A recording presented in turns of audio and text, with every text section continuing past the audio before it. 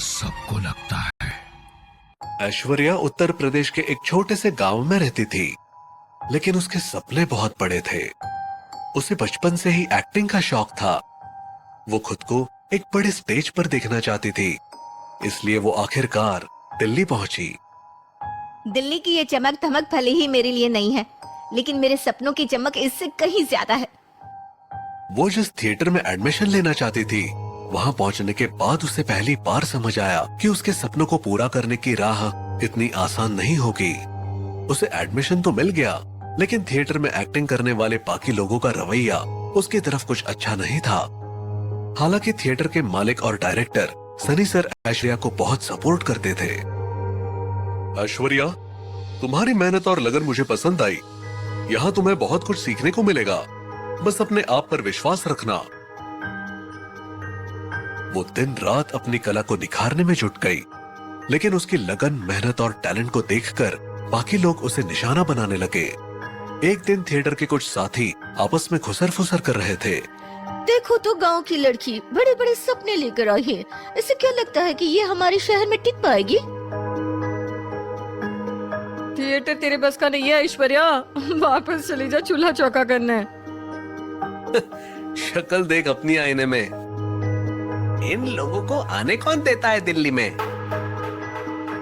Sunny sir की गैर मौजूदगी में ऐश्वर्या के साथ बदतमीजी की जाती, उसके डायलॉग्स का मजाक उड़ाया जाता और कई बार उसे बेवकूफ बनाने के लिए गलत स्क्रिप्ट दी जाती।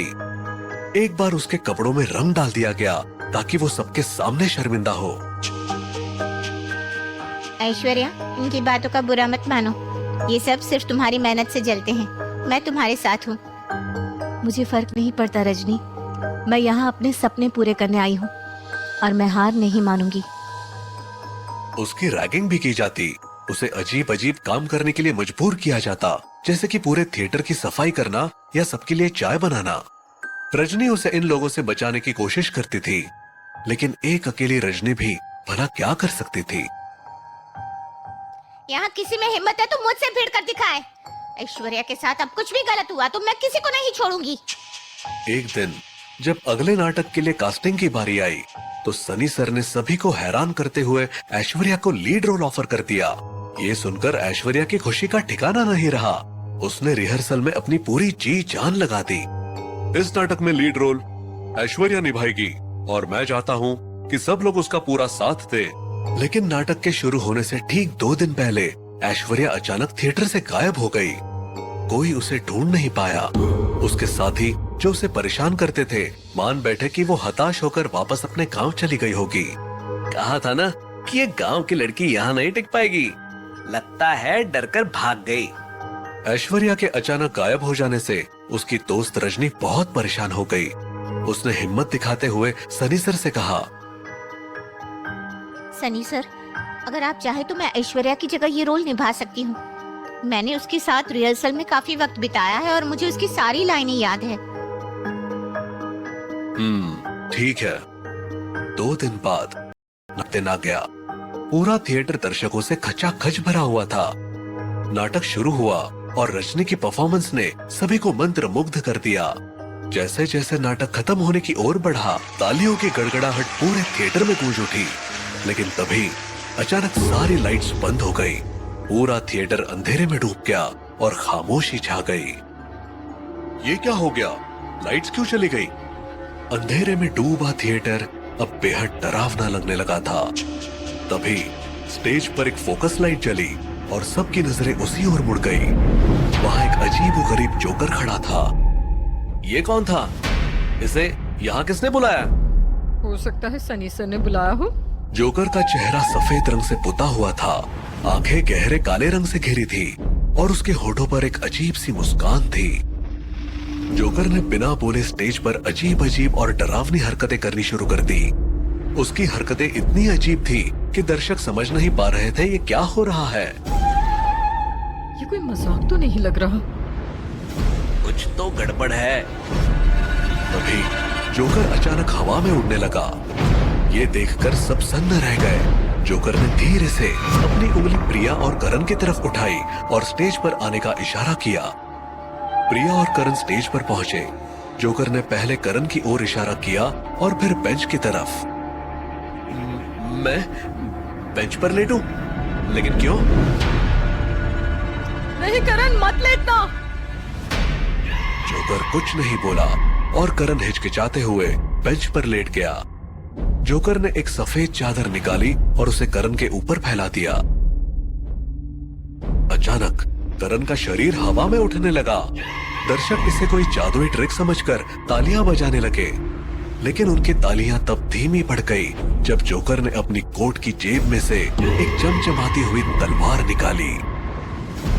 ये क्या कर रहा है वो? कोई इसे रोको! लेकिन जोकर ने बिना किसी चेतावनी के तलवार से करण के शरीर को पीठ से काट दिया। एक पल के लिए सब कुछ रुक सा गया। फिर करण का शरीर दो हिस्सों में बंटकर स्टेज पर गिर पड़ा और खून का एक लाल सैलाब स्टेज पर फैलने लगा। नहीं, ये नहीं हो सकता। करण! लेकिन जोकर प्रिया की ओर बढ़ने लगा। प्रिया ने डर के मारे भागने की कोशिश की, लेकिन जोकर ने उसे पकड़ लिया और बिना देरी किए उसकी गर्दन पर तलवार चला दी। प्रिया का सिर उसकी गर्दन से अलग हो गया और जोकर ने वो सिर हंसते हुए दर्शकों की ओर फेंक दिया। जैसे ही प्रिया का कटा हुआ सिर दर्शकों तक पहुंचा, थिएटर में भगदड़ मच गई। लोग अपनी जगह से उठकर पागलों की तरह इधर उधर भागने लगे। दरवाजे बंद है, हम फंस गए हैं।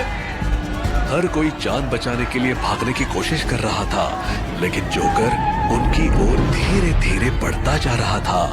उसकी डरावनी हंसी पूरे थिएटर में गूंज रही थी, जिससे लोग और भी अधिक डर में डूबते जा रहे थे। जोकर एक लड़की के पास पहुंचा जो घबराई हुई अपने चारों ओर देख रही थी। उसने देखा कि जोकर उसे घूर रहा है। उसके मुंह से लगातार खून बह रहा है। वो इतना डर गई कि चीखते हुए वहीं बेहोश हो गई। जोकर ने अपने इसी अंदाज में कई लोगों को डराया और अपनी खौफनाक हंसी से सबको सन्न कर दिया। अभी थिएटर की लाइट्स फिर से जल उठी और दरवाजे खुल गए। लोग बिना किसी देरी के थिएटर से बाहर निकलने लगे। ये सब क्या हो रहा है? ये जोकर कौन है? भागते भागते लोग पार्किंग लॉट में पहुंच गए, लेकिन वहां पहुंचकर भी उनकी मुसीबतें खत्म नहीं हुई। कहाँ है मेरी गाड़ी? हमें यहाँ से जल्दी निकलना होगा। अरे हटो सामने से, मेरी गाड़ी कहाँ है? जल्दी भागो यहाँ से।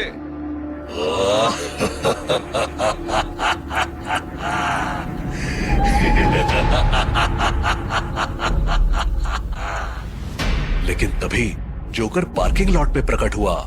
उसकी खौफनाक हंसी सुनाई दी।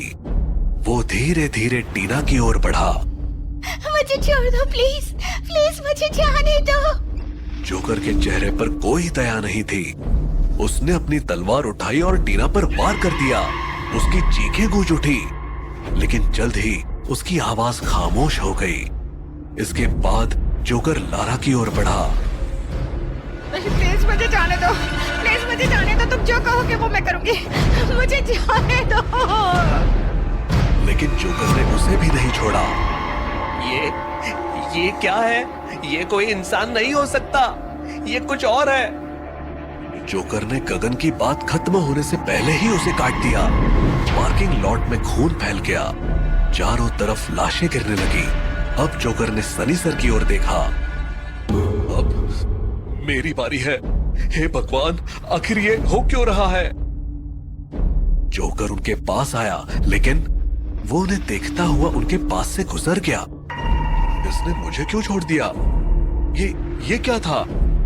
जोकर रजनी के पास पहुंचा। वो एक कोने में छिपी हुई थी। उसके हाथ पैर डर से कांप रहे थे। उसने अपनी आंखें बंद कर रखी थी, लेकिन उसे महसूस हुआ कि कोई उसके पास आ रहा है। उसने आंखें खोली तो देखा कि वही खौफनाक जोकर उसके सामने खड़ा है। तुम ये सब क्यों कर रहे हो? प्लीज मुझे जाने दो। जोकर ने धीरे धीरे अपनी कैप उतारी और अपना चेहरा साफ करने लगा। जब मेकअप साफ हुआ तो रजनी ने देखा कि वो कोई और नहीं बल्कि उसकी दोस्त ऐश्वर्या थी। ऐश्वर्या, तुम मुझे माफ कर दो, मुझे माफ कर दो, प्लीज मुझे माफ कर दो, मुझसे गलती हो गई। मुझे माफ कर दो। बाकी सबने तो सीधे सीने पर वार किया, लेकिन तुम तो दोस्त थी, तुमने पीठ पर वार किया। धोखेबाज कहीं की, तुम मुझसे इतना चलती थी कि नाटक का मेन रोल लेने के लिए मुझे ही मरवा दिया, और वो भी इतना बेइज्जत करके, ये ऐसे जोकर बना के। अब तुम नहीं बचोगी। रजनी गिड़गिड़ाने लगी, लेकिन उसकी मिन्नतें बेकार साबित हुई। ऐश्वर्या ने बेरहमी से रजनी का गला दबाना शुरू किया। वो तड़पती रही, लेकिन ऐश्वर्या ने उसे नहीं छोड़ा। वो मर गई और ऐश्वर्या ने उसे दूर फेंक दिया। जब रजनी का शरीर जमीन पर गिरा, तब ऐश्वर्या की आंखों में अजीब सी खुशी झलक रही थी। अब पार्किंग लॉट में सिर्फ एक अजीब व गरीब सन्नाटा था। ऐश्वर्या ने अपने जोकर के कपड़ों और मेकअप को एक तरफ फेंक दिया और एक आखिरी बार सनी सर की तरफ देखा। ऐश्वर्या, तुम? फिर ऐश्वर्या अंधेरे में गायब हो गई और उसके साथ ही इस खौफनाक कहानी का अंत हो गया।